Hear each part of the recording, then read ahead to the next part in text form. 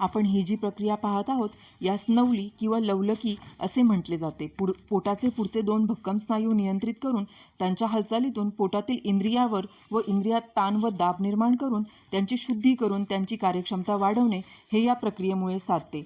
नवलीचे मध्य नवली, दक्षिण नवली व नवली चालन असे प्रकार पडतात। ही क्रिया प्रामुख्याने पोटाशी संबंधित असल्याने पोटात अनेक इंद्रिय असल्याने या क्रियेचे परिणाम पोटातील सर्व इंद्रियांवर होतात व त्यांचे आरोग्य सुधारायला मदत होते। पोटातील महत्त्वाची संस्था म्हणजे पचन संस्था। जठर, लहान व मोठे आतडे या पचनाच्या इंद्रियाबरोबरच पाचक रस निर्माण करणारी अन्य इंद्रिये म्हणजे स्वादुपिंड, यकृत, प्लीहा, पित्ताशय या सर्वांचेच कार्य नवली क्रियेमुळे सुधारते। हठयोगाच्या ग्रंथातही याच फायद्यावर भर दिलेला आहे। मंद पचन, आम्लपित्त, वायुविकार, मलावरोध आदी विकारांवर ही क्रिया उपयुक्त आहे। पोटात व ओटीपोटात असलेली दुसरी महत्त्वाची संस्था म्हणजे मूत्रसंस्था।